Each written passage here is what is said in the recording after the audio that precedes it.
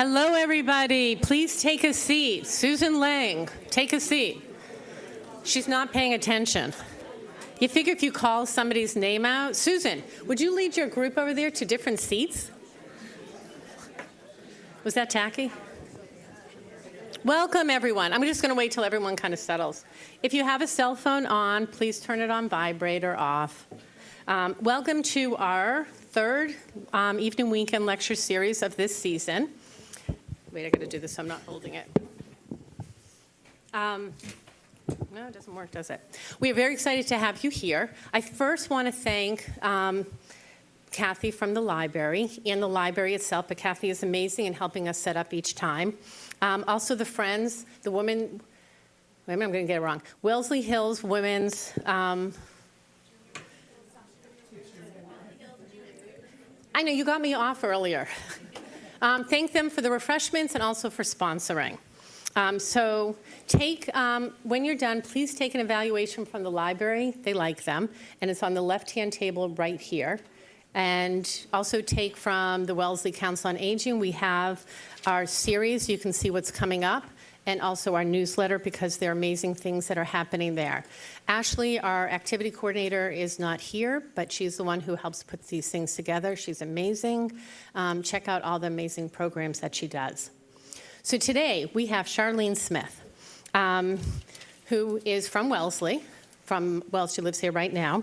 But she is the authorized biographer for Nobel Peace Prize winner Nelson Mandela, who she personally knew for 2 decades.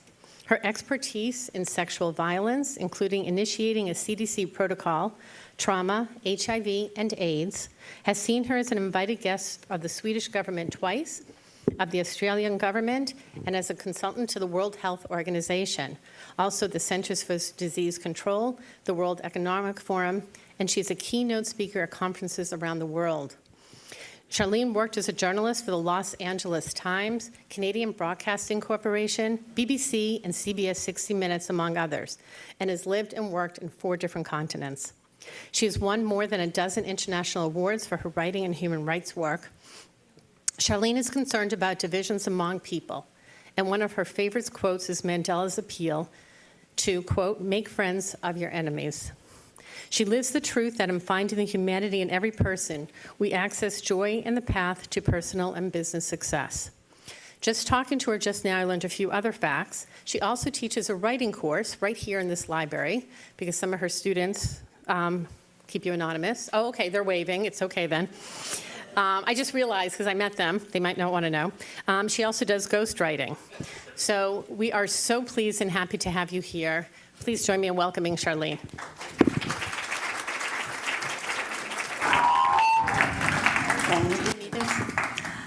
No, I don't think so. I'm going to wear this. I'm just going to move it up. Good afternoon, everyone. Thanks for coming out. It's actually fabulous weather outside. I don't know why you're not taking walks outside. This is a bit loud. Can someone turn me down a little bit? So good afternoon. Buenas tardes. I think we need to start doing that a little bit more, and hopefully with a better accent than the Vice President. So thank you to the good folk at Wellesley Centre of Aging and my heroes and heroines, I'm still a bit loud, at Wellesley Free Library, who invited me to give this talk. And most of all, thank you to you for allocating some of your precious time to come today. Yeah. I look forward to I look forward to your questions later. And the questions, I do this because that's the most interesting time for me. So you make me think when you ask questions. So what if what we do, every good thing, every kind or wise word, every great achievement, what if in the end it means very little or even nothing to us? We can receive the praise of the world, but if not acknowledged by those we care about, we remain mortally wounded. Richard Holloway, the former Anglican Bishop of Edinburgh, writes, "The tragedy is to die without knowing who you were." I wonder if we know who we are anymore in America. I suspect we took our identity for granted our superiority as a given. And now, as Bruce Springsteen recently reflected in Esquire, there now seems to be an awful lot of fear.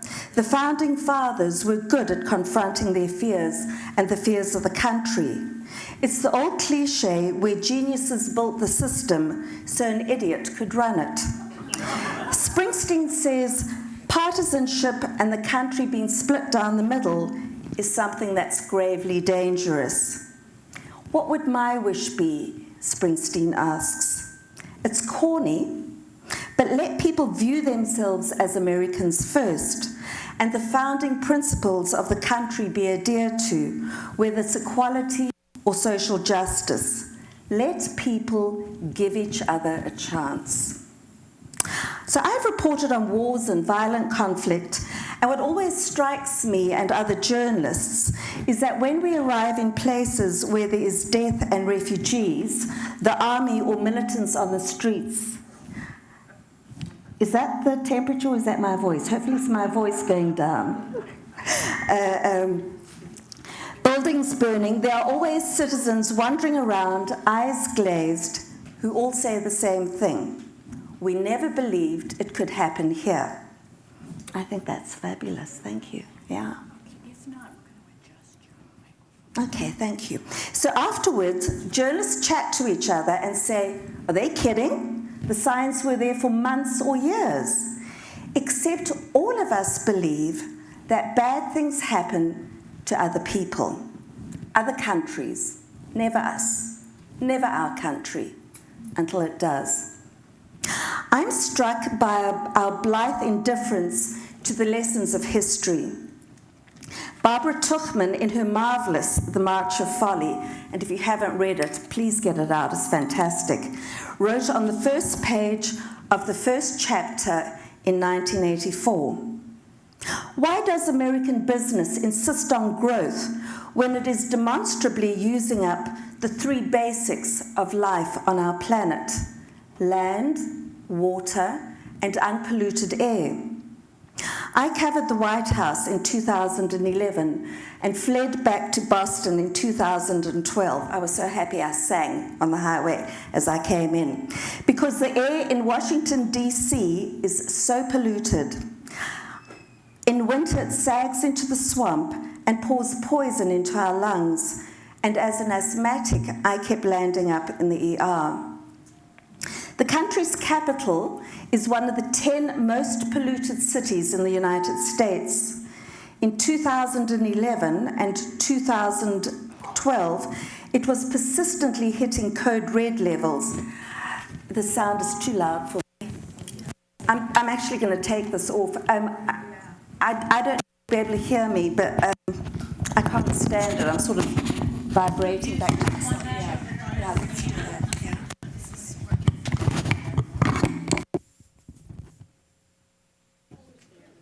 Try that and see if Yeah, it thanks. might need to be there. To see if- Okay.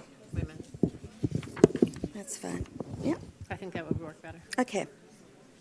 Try that. Sorry, everyone. That's so much better. No, wait. Okay. Closer. You're going to have to get closer. If I Okay. do that. Yeah. I'm going to put it here, and I'm going to bring it down. Okay. Just go as close as you can. Okay. DC, can you hear me? It is on. We have to go back up. She's getting Okay. there. It's like home movies. Do you remember home movies in the olden days where they had those reels? And at some stage they go click, clack, clack, clack, clack, and somebody would get up and you would sit there and you'd all be patient and, you know, and it Thank you just... for your patience. There's refreshments over there. But there's no gin and tonic, I'm afraid. Here, try. Okay. Okay. So they got it under control for a while. I'm still talking about the pollution in DC. But last year, it veered back into code red territory. DC has got a 50% higher asthma rate than the US norm. The CDC tells us that 1 in 10 children in DC have got asthma, which is well above the national average. Last year, carbon emissions rose 18% in this, one of the two most polluting nations on Earth. It almost feels as though these poisons, this abuse of Mother Nature, has entered our blood, is contaminating our spirits and causing a deficit of compassion. On Friday, 16-year-old Greta Thunberg, a Swedish teenager, who's my new heroine, gave adults hell about climate change at the World Economic Forum in Davos. She said, "Adults keep saying we owe it to the young people to give them hope." So patronizing. "But I don't want you to be hopeful," she said. "I want you to panic. I want you to feel the fear that I feel every day. I want you to act as if the house is on fire, because it is." She said, "Most emissions are caused by a few people, the very rich people. They need to safeguard the living conditions of humankind." Tuchman says on page 2 of chapter 1 that misgovernment is of 4 kinds, often in combination. 1, tyranny or oppression. 2, excessive ambition. 3, incompetence or decadence. And 4, folly or perversity. In the United States today, we display too many of those nation-destroying vices. Folly, Tuchman writes, is a child of power. She writes, and I love these words, "The power to command frequently causes failure to think.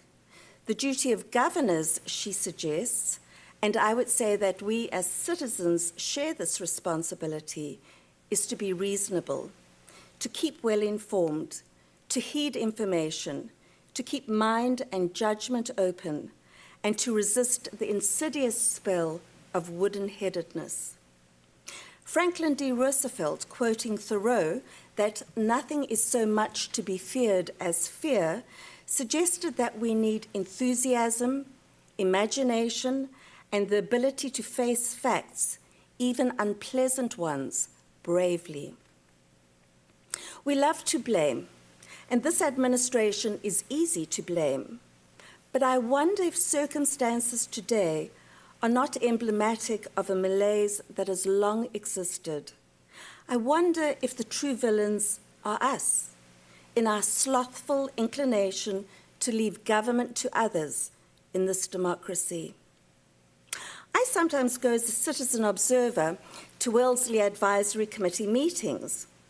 When I first started going, I know it made some of the committee uncomfortable. No other citizens ever exercise their democratic right to observe these meetings run by dedicated volunteers. A fellow congregant at my church who is on the committee and never greets me at the meetings sidled up to me after church one day and asked, "Aren't you bored at those meetings?" And I said, "No, they're fascinating." So, for example, did you know that our quaint town hall is going way over the renovation budget because in some ways it's a miracle that it's still standing? Or that the rental of town open spaces is subject to no town bylaws or audit and is done by an ad hoc committee? Or that we only have 60% of the low-income housing that Massachusetts requires, and if we do not remedy that, there will be consequences for your rates. I recommend that you attend these meetings every Wednesday at 7 p.m. at the town hall. Perhaps what the 45th president has done is hold up a mirror. Maybe this is the time America has long needed, this superpower that has so often told others how to run their lives. We now look in the mirror and find that we are naked and ugly. This happened to us in South Africa when we had our Truth and Reconciliation Commission. The shame we felt at revelations of who we truly were as a people were the catalyst we needed for dramatic personal and national change. We began reaching out to each other. especially those we previously feared or hated. We realized that none had clean hands, and recovery lay in Gorbachev-like moments of personal admissions of wrong, individual efforts to change ourselves and the system. If you think it's the other group who are wrong, and you somehow have the answers, then we are in deep trouble. We will never get out of this mess. We don't need the self-righteous, we need the righteous. America needs a transformation of hearts and an increase in personal accountability.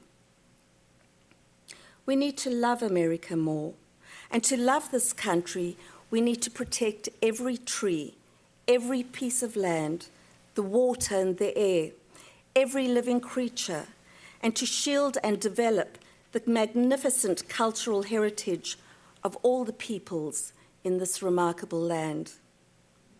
In 16 days, it is the 56th anniversary of the death of former Wellesley resident Sylvia Plath.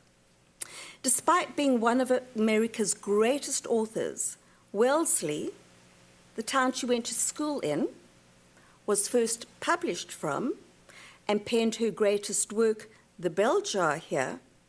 All that commemorates her is a plaque at the high school put up by aging classmates a few years ago. The house is a historical monument because the present residents petitioned for this in 2004. The house has no historical plaque, as many in Wellesley do. Over 6 decades, the town administrators have been sadly neglectful. By contrast, in Newark, New Jersey, a road is named in honor of her contemporary, Philip Roth. There is a plaza in his name, a plaque on his childhood home. Even Philip Roth tours. Can't quite see tours in Wellesley, but anyhow. This week, I wrote to Wellesley Selectmen and the Advisory Committee asking for the situation to be remedied. I've asked Wellesley College, Wellesley Historical Society, and various author and poet groups to encourage this quest. I ask that you do the same. At lunch today, I sat and thought, and I've asked some people as well. I couldn't think of a single road named after a woman in this town. But maybe that's just because I don't know enough of the road names. Change begins with us and in our communities. In one of my favorite books, The Little Prince, Antoine de Saint-Exupéry writes, "It is only with the heart that one can see rightly. What is essential is invisible to the eye." Too often our hearts are blinded by our own perceived inadequacy. We extol the virtues of individualism, and yet when faced with a challenge, we tend to whimper. But I'm just one person. We forget John F. Kennedy's counsel that one person can make a difference, and everyone should try. We forget the innate goodness in most and their desire to remedy. Sometimes all they need is a reminder or someone to ask. You are the difference. Dr. Martin Luther King counseled, "Power without love is reckless and abusive, and love without power is sentimental and anemic." Power, as Barbara Tuchman reminds us, can cause us to become careless and abusive in every area of our life. She calls it wooden-headedness, a willful turning of our head away from wrong, a stubborn denial of unpalatable truth. The Me Too movement is creating repetitive shock. So many men and some women, unfortunately, used their power and their influence to become predators. And because they generated so much money, those who knew they were sexually molesting children or violating partners or colleagues turned their heads. Yet, to become depressed or immobilized by the negative is to become complicit in its prosperity. In 1999, I was raped and stabbed in my home by a stalker. I wrote about it and was contacted by men, women, and children raped from across the world. Over time, one thought disturbed me the most. Women tend to be the primary caregivers of children. If we treat our boys well, why do so many want to harm us? What examples are being set at home? I was also approached by some rapists for help. I realized that if I, as a woman, as a mother, as a human being, rejected them or focused on blame, more would be at risk of harm. We should not only aid the victim, but the perpetrator too. I volunteer in prisons among the most violent offenders. I consider it a disgrace that we sentence people to life without parole. We talk about forgiveness and say that people can change, but we don't act on it. I know that people can change. I've changed. I've experienced it myself. I've seen it in others, particularly Nelson Mandela. In US prisons, among violent offenders, I've realized that probably 95% or more were raped as children or young men. And when they start speaking about it, they crumble and become the child once harmed, who feared telling anyone, who did not know how to seek help. I worry about all the ways we fail to love and protect our young, because it creates an anger within and a harm that can last a lifetime. But what too are we to say of a 35-day federal shutdown that saw a blithe insistence on 800,000 federal workers working without pay? What disturbed me most about the shutdown was not just rank political folly, but scant conversation about it and how wanting our compassion was. These workers showed greater love and loyalty to this country than many of us ever have, certainly more than me. They showed us something else. We praise individualism and forget that greatness comes in service to community. I lived in Japan and was impressed by the powerful sense of responsibility to community that corporate and political bosses show. In Japan, it is deeply shameful to put your interests ahead of the community. Plurality is always more powerful than singularity. At Google, the two greatest engineers, Sanjay Gemawat and Jeff Dean, work as a team. The only thing they do separately is to live their private lives. Monet and Renoir, working together in the summer of 1869, developed Impressionism. Pablo Picasso and Georges Braque worked together and would often sign the back of their canvases to obscure whose work it was. John Lennon and Paul McCartney completed each other's songs. In the past 35 years, about half of the Nobel Prizes in physiology or medicine have gone to partnerships. Although we praise the individual, his or her achievements are rarely solitary. Stephen King almost gave up when rejection slips poured in for his first book, Carrie. His wife kept sending it out until the 41st publisher she sent it to accepted it and paid $2,500 for the manuscript. He now earns an average of $17 million a year and has wisely kept the same wife. The quest for recognition drives us. It is why children throw tantrums in supermarkets, why teenagers slouch and show attitude. They want us to stop treating them as children, and so they behave like brats, and we feel homicidal stirrings. I know that when my daughter entered the years of slamming doors and yelling, "You don't understand me," I think they somehow all read off the same script. I stood in my living room once, looked up at the ceiling and said, "God, I'm too stupid to do this."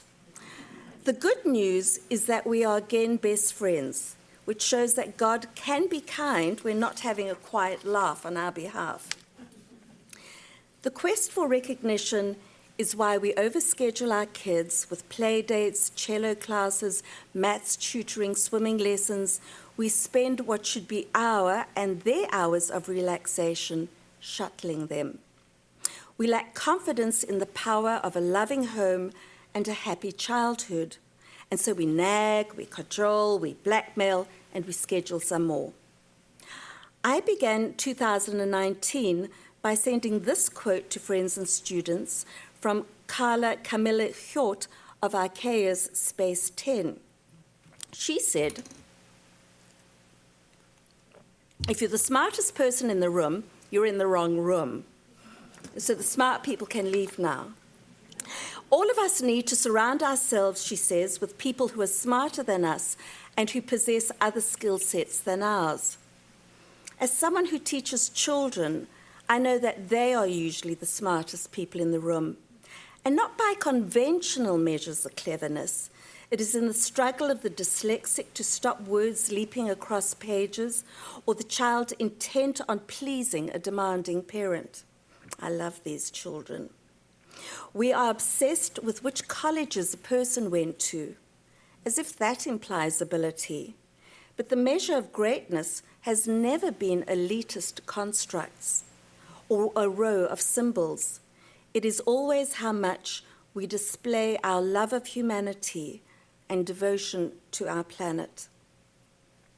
Nelson Mandela said that inside prison, he found that the greatest wisdom came from those with little or no formal education. Mandela's greatness was in his humanity, his ability to listen and to learn from everyone and anyone. I can tell you this, if he met you today, he would remember your name 6 months later when he met you again. He would remember what you talked about. Whereas me, for example, if you introduce yourself to me today, I will forget who you are in 6 months' time, but I'll probably call you darling, which is what I do to disguise the fact that I can't remember your name. Mandela made every person feel as though they were the most important person. In meetings, he waited until every person expressed a view, and only then would he speak. I suspect that many of us open meetings by expressing our point of view first and are really surprised by anyone daring to dissent. And so innovation is stifled and democracy dies. One of the seminal books in my life is the one that Mandela used to inspire his statement from the dock in 1963. It is Albert Camus' Resistance, Rebellion and Death. The French resistance, of which Camus was part, used to drop what they called letters to German friends behind enemy lines. I really love these words that I'm going to read now. The closing words of his letter of July 1943 are these: "This country is worthy of the difficult and demanding love that is mine. I believe she's decidedly worth fighting for, since she is worthy of a higher love. And I say that your nation has received from its sons only the love that it deserved, which was blind. A nation is not justified by such love. That will be your undoing." Those words are an echo of Lincoln's to the 166th Ohio Regiment in 1864, before they went to battle. He said, "The battle is in order that each one of you may have, through this free government, an open field and a fair chance for your industry, enterprise, and intelligence, that you may all have equal privileges in the race of life, with all its desirable human aspirations. It is for this that the struggle should be maintained, that we may not lose our birthrights. The nation is worth fighting for to secure such an inestimable jewel." Muchísimas gracias. Thank you.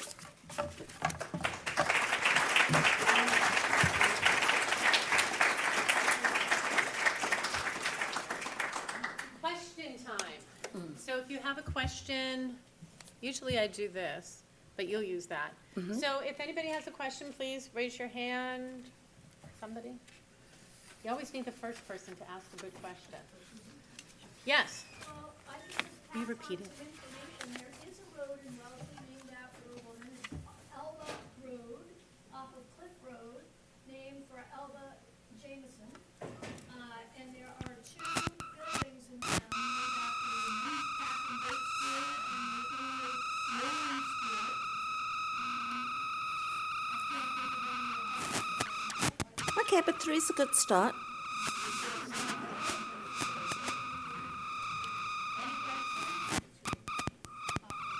Yes.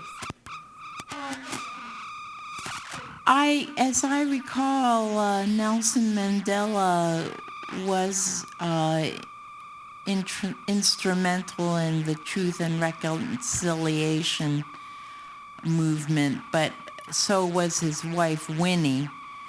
And I was wondering if you could clarify just how the difference between the two were. Okay, so neither Nelson Mandela nor Winnie Mandela were instrumental in the Truth and Reconciliation Commission, unfortunately. With the impetus for that came in 1989 when Archbishop Tutu and some other people asked me to start investigating death squads. We had a lot of death squads in South Africa, particularly government death squads. And I started that, and the truth only did it for about a year because things started becoming rather interesting around my home. So, but that laid the impetus for the Truth and Reconciliation Commission. The difference between Nelson and Winnie, that's a really big question. It's Winnie, I'm going to start with Winnie. Winnie was a tragic figure. She, in 1969, she was taken into a detention. She was kept in solitary confinement. She was forced to leave her children at home. She was kept naked in solitary confinement for 18 months. They didn't allow her sanitary products. They didn't allow her to clean. They didn't allow her to leave the cell. It was a very big, sort of dark, narrow cell. And so the menstrual blood would cake on her legs. And I think that damaged Winnie. I really think that damaged her. Because afterwards, in the years to come, when I would interview her about that, everything about her would change. Her face, the way she spoke, that would change. So I think that Winnie really had very serious untreated post-traumatic stress and became what very often happens with those who have untreated post-traumatic stress is that they themselves become abusers, and that's what happened with Winnie. With Nelson was a man that I think that when he went into jail in 1963, I don't think I would have particularly liked him. So he was this very good-looking guy who thought he was a guy. He was a womanizer. He boxed, all of that sort of thing. But he was a bit arrogant. He sort of formed an elite in South African society. He and Oliver Tambo were the first people who opened a black law firm. But prison was very good for him because where I quote where he was saying he was learning from very humble people with no education. That was very good for him. But also the really important thing, and this had the most important impact on South Africa, was that you had to make friends with the guards. They needed to smuggle stuff in. They weren't even allowed Bibles. So they need to smuggle. So they needed to make friends with the guards. And there was no point in going to a guard who seemed friendly to you because he would be the first person that they thought had helped smuggle if artifacts were found. So they had to make friends with the most racist, most black-hating people because those would be the least likely to be detected. So what that meant was he had to really understand what is it that's motivating these people? What do they care about? That's a lesson for us here now.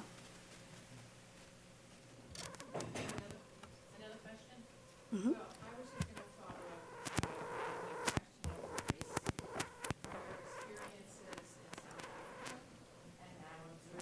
the U.S. is. Can you hear me now? What would you say are parallels, and what are some potential real dangers? I just think you're in really deep trouble.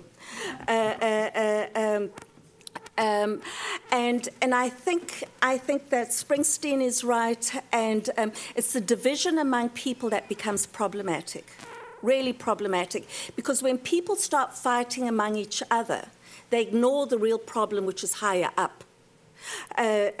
So to look down on other people, and I can tell you, I keep deleting people off my Facebook page, so I'm certainly not an example of good conduct. But when, as I was saying when I spoke, when we think that we've got the answers, when we think that we're right, then we are wrong. So we've got to try and do what Mandela did in understanding what's happened in our society that's led to this. Because this isn't just the product of 2016 and beyond. This goes back a long way. So and I think there's some ideas of people starting to do a deep dive into our society and what are some of the contributors to the situation that we have in, but I don't think we're doing it enough.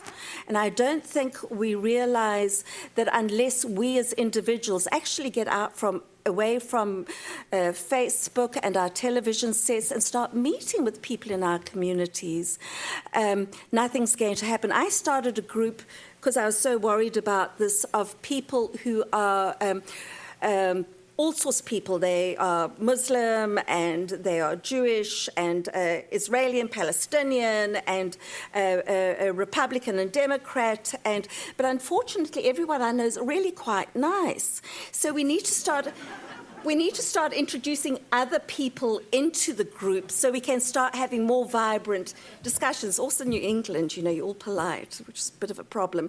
And that politeness really is a problem because you don't say what you mean. You lie to people's faces all the time. Some of you are going to come up to me afterwards and say, what a lovely talk. And after you're going to say to your friends, oh my God.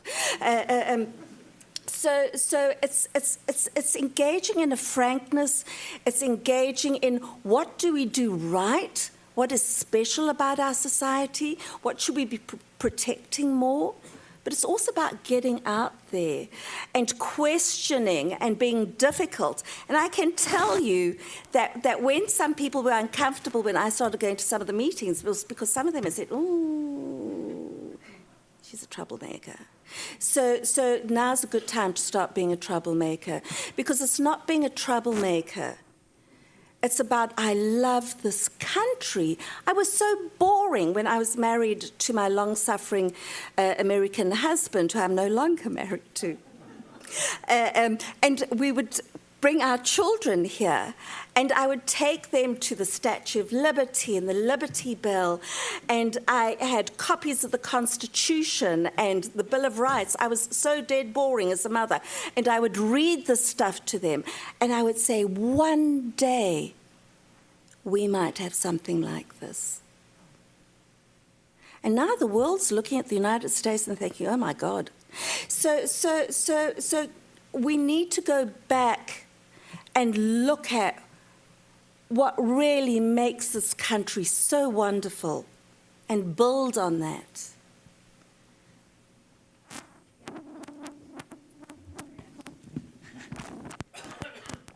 I wonder if you might Then you next. comment on similarities and differences between Nelson and Martin Luther King Jr. The reason I ask is I am associated with the university where Martin got his degree, his doctorate. I knew some of his professors. I live and walk in the building where he got his doctorate. So I want to know you. Okay. King studied theology, philosophy. That doesn't make him deeper than Nelson. But what I'm wondering is, at some very deep level of philosophical or theological aspiration, what guided Nelson? What was it that, if you want to put it this way, what was transcendent? What got him out of the empirical, awful, nasty, as it were, physical environment? I never understood, or just knew, enough about Nelson's, if you will, religious sensibility. He wasn't particularly religious. Yes, exactly. And I'm not trying to at all find fault with that. Yeah. I'm trying to understand why it is possibly that discussions today about race, and we're actually looking for a position in philosophy of race, Okay. why Nelson does not figure more prominently in the global view of what is at stake. Well, I think first of all, there's a very big error that we need to deal with. So Martin Luther King wasn't great on his own. Neither was Nelson Mandela great on his own. None of these great leaders are great on their own. They are leaders. They lead us. They inspire us. So one of the things that frustrates me is that we don't build monuments to ordinary people and what they sacrifice and what they do for freedom in their countries. But Mandela and Martin Luther King were influenced very powerfully by Mahatma Gandhi, who is my personal hero, who I think was the greatest person of the 20th century. So he had a very profound influence, and for a time Mandela rejected some of Gandhi's belief in non-violence resistance in satyagraha, because he believed these white people, they're just not listening. They're not listening. They're killing us. They're destroying us. They're taking our land. They're not listening. So he started the military wing of the African National Congress. So he believed the only way that we would get liberation in our country was to scare the hell out of the whites, quite frankly. And if necessary, if you've got to kill a couple of them, yeah, do it. But there was that. And it was only over time that he started realizing that we will never win by military means. There has to be different things. And the greatest thing the United States did was to not bring your armies into our country in South Africa, because we would have still been fighting. But what you did was you imposed economic sanctions. Nothing works like sanctions. Nothing. You cut off the money. All of a sudden, everyone starts becoming focused. Gosh, we've got to do something about this. But if the money is still coming in, then your problem remains. And that's the lesson in this country as well. So I think for all of them, it's a love of humanity. It's an absolute love of humanity. And it's a powerful love of your country. It's a love that where you do not believe it's worth living if your country is in such pain, and that you are prepared to risk your life. And it wasn't just Mandela, it was many of us in South Africa took that decision as part of the underground. And that was a decision that I took as well, that I was prepared to die. Because how could I bring my children into such a country that discriminated so badly against people and harmed people? So I think the motivation for those that we grow to love afterwards is a love of humanity, and also a certain, I think that both Martin Luther King and Mandela were humble men and also not humble men. So they had a sense of their own greatness, of their own destiny. But Mandela, if he came here, he wouldn't come and greet the well-known people here first. He wasn't interested. He would go and he would look for the most humble people and greet them first. And there's a certain grace in that I still need to learn from. This lady here, this one, yeah. Do you foresee anytime soon a resolution to the issue now with the increasing seizures of farmland from the longtime settlers in South Africa? The land belongs to all. So in South Africa, there haven't been any seizures of farmland. What's happened is the white right wing has made a very big deal of the fact of farm murders. So in South Africa, you have an average of 15 to 16,000 murders a year, of whom round about 90-something are farmers. So there's more people getting murdered in South Africa who are black than who are white. We have a very violent criminal situation in South Africa. And I think that it comes from, I think it's a society that collectively has very serious post-traumatic stress. I think what happens in South Africa is we need greater land distribution instead of the land being held by a few. And it was tried in the very beginning when Mandela came in. But it failed badly because they were just giving land back to people, but not teaching them how to farm the land. You've got to teach people how to farm the land because otherwise the land lies fallow. Okay, somebody else. Wait, you've had a chance. Somebody else. Who? Okay, yeah. Oh, yes. Mm-hmm.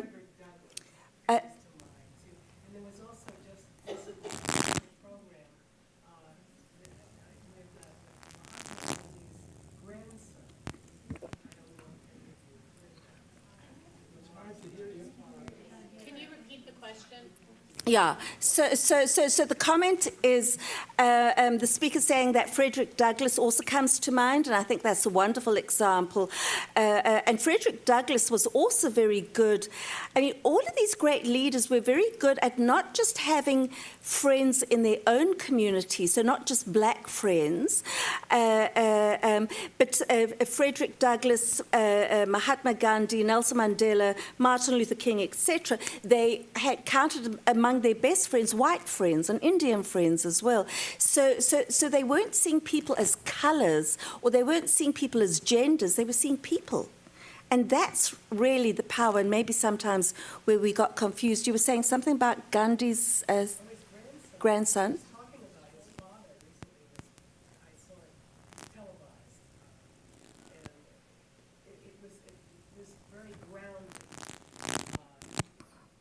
Yeah, I mean, one of my oldest friends in South Africa, she's also a granddaughter of Gandhi, and they sort of, that tradition is quite important to them.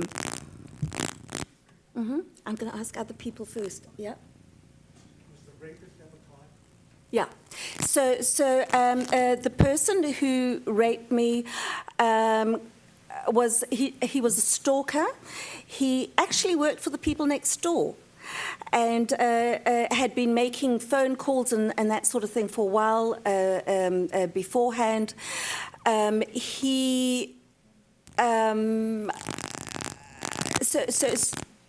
he was somebody who. Sorry, somebody's making a sound, and that's really disturbing me. Oh, it's the speaker, okay. So he was caught, and in part he was caught because I was so difficult. So I immediately wrote about it. I was very conscious of the fact that when people write about rape, that they write about, and then I was raped. I went to the shop. So I wrote in detail about what happened.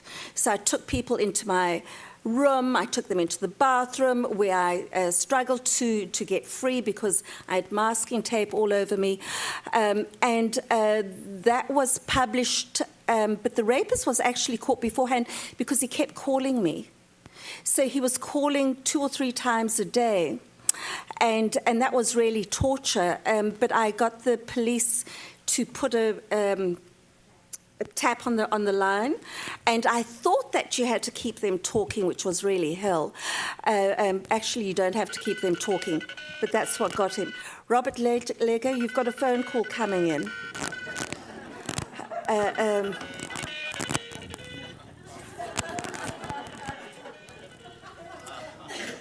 Okay. Yes. I guess my question is, there's something good about it's hard to say, this current administration of the country. It's that I think that it's caused an awakening. Yes. And suddenly, now you see the representation you have in our government now coming in, the women and the various religious groups and so forth. So that is probably one of, if not the only positive thing that's happened. No, I think there's many positive things that have happened. Sorry, you wanted to say something else? Well, I guess I wanted to know your opinion. You're talking about the trouble that we're in, but now that we're realizing what we're in, do you feel like, what is our direction that we go? Well, I mean, one of the things, and I know I speak really fast, so it's difficult to follow what I was saying in the speech, but one of the things that I said in the speech is that or the talk, is that to become discouraged, to become disheartened, then you become complicit in the challenges that we face. So even though I regularly bang my head against the wall or do that sort of thing with myself,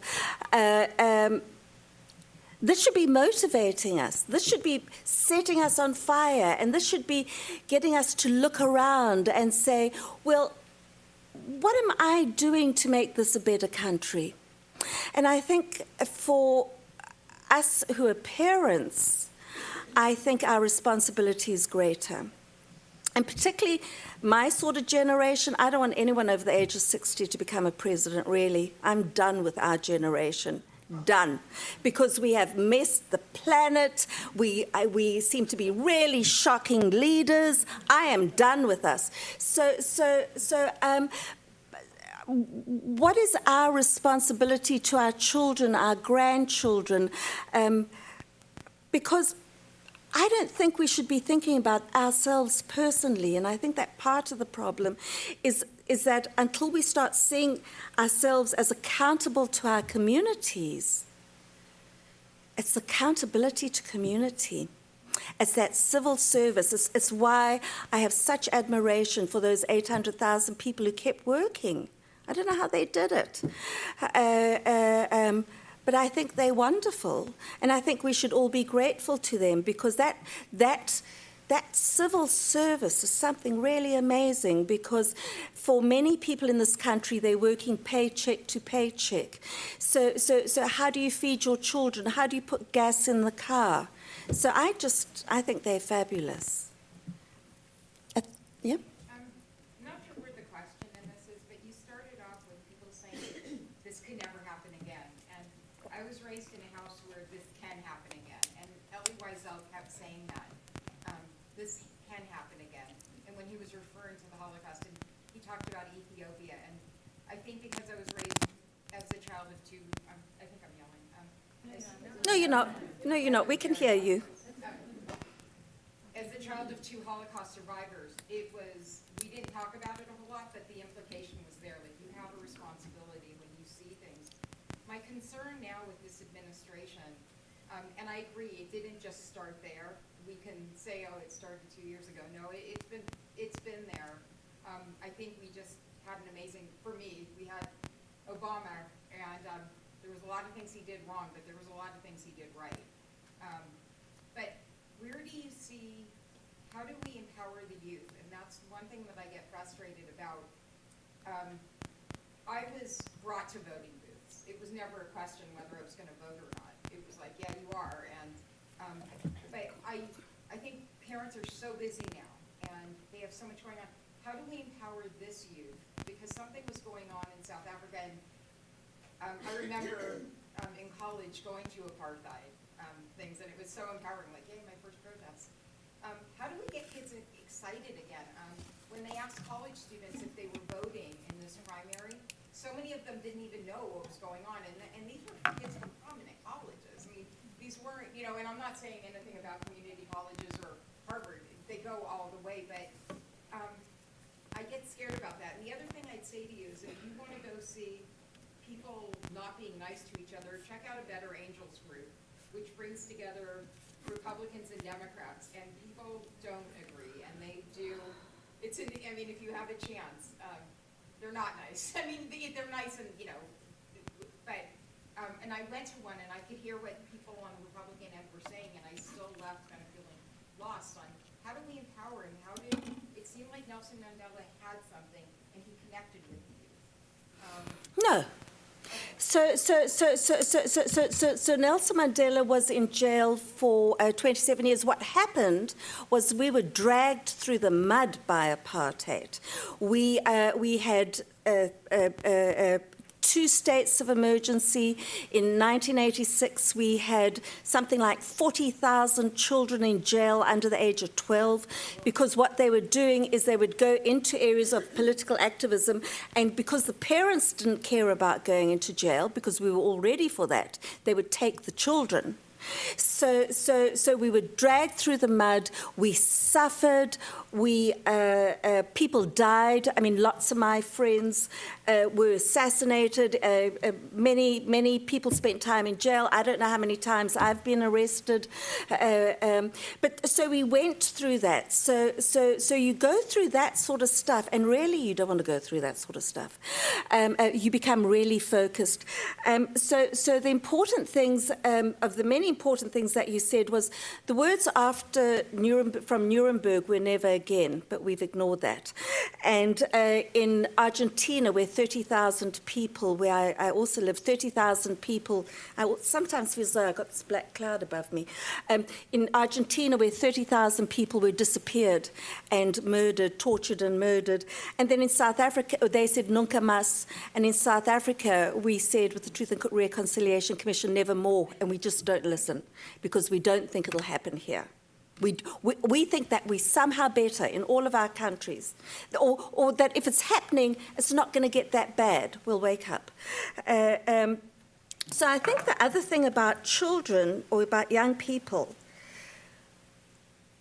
I'm really wary about us telling young people anything. I think we need to listen to them more. I am reluctant to preach to young people because we've made such a mess of things that I think it's very difficult for us to preach to them. I certainly think that we should be doing all we can to encourage awareness, but I think one of the ways of encouraging awareness is to not do what I'm doing with you today, preaching. I think the better thing to do is to listen and to sort of hollow yourself out and to listen without interrupting and to listen without thinking that we know better, because quite frankly we don't. I think I've missed something that you said. Didn't I? Okay. Last question. Mm-hmm.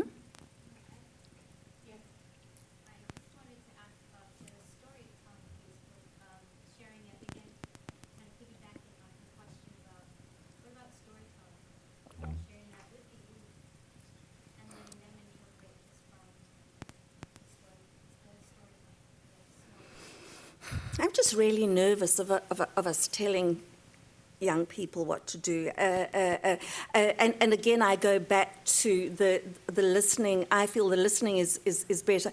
One of the things that happened under apartheid, it's going to start happening here. I mean, late night shows have suddenly just become totally fabulous. They're all having the time of their lives. They're going to really go into deep mourning if somebody else comes in as a president because they've suddenly lost their script. So what happened in South Africa was that we saw that there was a flowering of the arts. The arts became amazing. Wonderful writing started coming out, fantastic theatre, amazing music, because that became a way of, when people start losing their voice, it often comes out through the arts, and that becomes very important. But the other thing that I'm waiting to happen in this country is that we were not allowed to gather for a very long time. So the time we couldn't demonstrate next to each other, there had to be very good big gaps between us, but something like this would be an illegal gathering and we'd all get arrested.